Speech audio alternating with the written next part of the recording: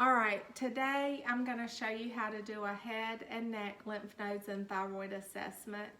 So I'm going to go in. First thing I'm going to do when I walk in the door is I'll wash my hands. Hello, Mr. Furr. My name is Susan. I'm going to be your nurse today. Can you tell me your name and date of birth?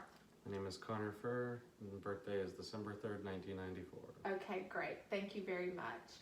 So the first thing we're going to do is look at and inspect and assess his head. So we're looking at it for size, symmetry, movement, and he's got a nice shaped little head. And so everything looks good. It's symmetrical. It's normal in the way it looks. And after we've looked at the head for symmetry, it's a nice round head. And so now we're going to check the temporal artery. So you're palpating using the pads of your fingers, one at a time. And remember, the temporal arteries are in front of the ear. Now palpate them fine. And then you want to auscultate with the bell of your stethoscope. And remember, that's this part right here. Make sure that it's on so you can hear it.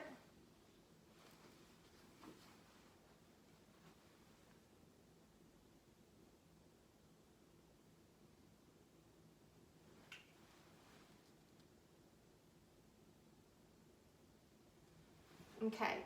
So I don't hear anything, and that's a good thing. We're listening for any kind of bruise or a swishing sound, and I don't hear anything. So the next thing we're going to do is we're going to look at his face and check face for symmetry, and he does have a nice symmetrical face. If you were here and close to him, you would see and note that he has a blue eye and a brown eye, but that's in the eye section that we haven't got to yet. But anyway, so he's got a nice symmetrical face, nice symmetrical eyebrows. I noticed that he's been out in the sun. He's got a little sunburn going on, but not anything bad. No swelling around the eyes, which is called, remember, periorbital edema. I don't notice any tics or any tremors. The nasolabial folds are from here to here on each side, and they look normal, so everything looks fine. So now we're going to look at cranial nerve 5, and that's the trigeminal nerve. And remember, the trigeminal nerve has both functions of sensory and motor. And so we're going to look at sensory first, and I'm going to have you close your eyes. And then when I point to a place, you point to where I'm pointing.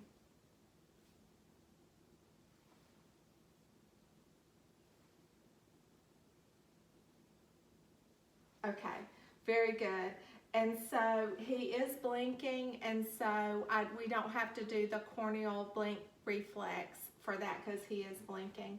So now to check the motor part of cranial nerve 5, I'm going to ask him to clench his teeth, and I'm going to palpate, and then open your mouth and close it. Open, close, okay. And I'm feeling for some kind of crepitus or a grinding feeling, and I don't feel anything. Now move your jaw from side to side, okay. And that's it for that one. Now we're going to check cranial nerve 7, which is the facial nerve. So I'm going to have you smile, raise your eyebrows, frown, show your upper teeth, show your lower teeth, puff out your cheeks, purse your lips. Okay. Now have them close their eyelids and then try to open them. Okay. And so that's checking for their strength. So all that looked good. So now the next thing I'm going to do is look at the neck. And I'm looking at it, I'm palpating, I'm looking for any lesions or anything like that, and I don't see anything. I want you to flex your neck down, extend your neck back, turn your neck from side to side, and and then bend. Not your whole body, just bend your neck. Okay, all right, very good. And you have no pain with that, true or false? True. Okay. So now the next thing we're going to do is we're going to palpate the lymph nodes. And remember that the lymph nodes we're feeling, we want to check to see if we can, if we notice them, if there's a for size, shape, if they're tender, if they're mobile, if they're hard, those kinds of things. And so you are going to need to know these lymph nodes, and you need to know where they are. And so I would recommend that you practice them at home. So we're going to start off, turn to the side. Okay, we're going to start off with the preauricular, which is in front of the ear, and then the postauricular, which is back behind, the occipital, which is at the bottom of the occipital bone, the tonsillar, which is right about here, then the submaxillary, which is midway between the chin and the end of the jawbone, the submental, you have the anterior cervical chain, which is in front of the sternocleidomastoid muscle, and then the posterior cervical, which is back behind it. Then you have the infraclavicular, which is the clavicle on top of the clavicle, the supraclavicular, which is underneath, and then the epitrochlear, you have the person bend their elbow and you palpate here. And I didn't feel anything out of the way. All right. So now we're going to look at the carotid arteries. So the carotid artery is right about here. You can palpate it. Remember, it's important not to palpate both at the same time, because it can cut off circulation and the person can pass out. We don't want that to happen, do we? So I palpate it fine, and so now we take, again, the bell of our stethoscope and we listen, and we're listening for any bruise or swooshing sounds or anything like that, which could mean that the carotid is maybe partially obstructed with plaque.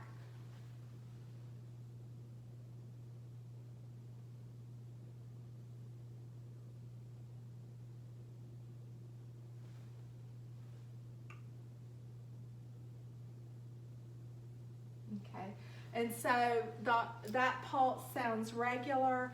I would say 2+. Remember, you have from 0 to 4+, where you have to rate the intensity, and it's a regular rhythm and that kind of thing. The next thing we're going to do is look at the jugular vein, and we're checking for jugular vein distension. So you start with your patient laying flat or supine.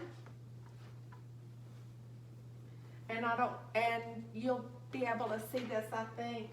So you would be looking right here for any distension, and I don't see anything. You always start with the patient flat and then move up to about 45 degrees. Well, ideally they'd be in a hospital bed, but there's nothing there. And then from 45, then you'd go up to 90, and there's not any JVD, jugular vein distension there, so that's fine. All right, you can stand up. So now we're going to inspect and palpate the trachea. So the trachea should be midline. So what you would do is your trachea, you would take right here, and you're just going to palpate, and it feels fine. The next thing you're going to do is check the thyroid, assess the thyroid. You can do that from the front or the back. I'm going to do it from the back. You stand behind them and put your fingers right about where mine are and have the patient swallow. Swallow. Okay. Swallow again. and you shouldn't feel anything, and I didn't feel anything. If you do feel something, it could mean that the thyroid is enlarged, and at that point you want to listen to the thyroid with the bell of the stethoscope. So the last thing we're going to assess is cranial nerve 11, and that's the accessory muscle. So we're assessing for strength and symmetry. So the first thing we're going to do, we'll assess is the sternocleidomastoid. Remember, that goes from right about here, goes up to here. So you put your hand on their face and tell them to turn their head, okay? And you're pushing, they're doing some strength. See what their strength is, okay? Good. And then the next thing you do is you're looking at the trapezius muscle. And so I'm going to place my hand on his shoulders and have him shrug against my resistance. Okay, so that's good. So it looks like so have you had any headaches or anything like that? Have you had any problems with anything that I have gone over with you today? Everything is fine.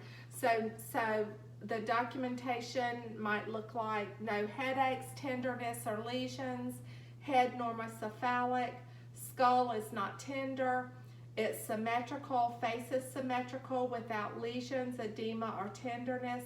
The sensation is intact with cranial nerve 5, 7, and 11. Denies pain or difficulty moving neck. No problems with range of motion, no jugular vein distension, no bruits, trachea midline symmetric, lymph nodes not palpable, and they were not. All right, thank you so much, Mr. Furr. We appreciate it. Thank My you. assistant did a great job today, and I hope this was helpful to you. All right.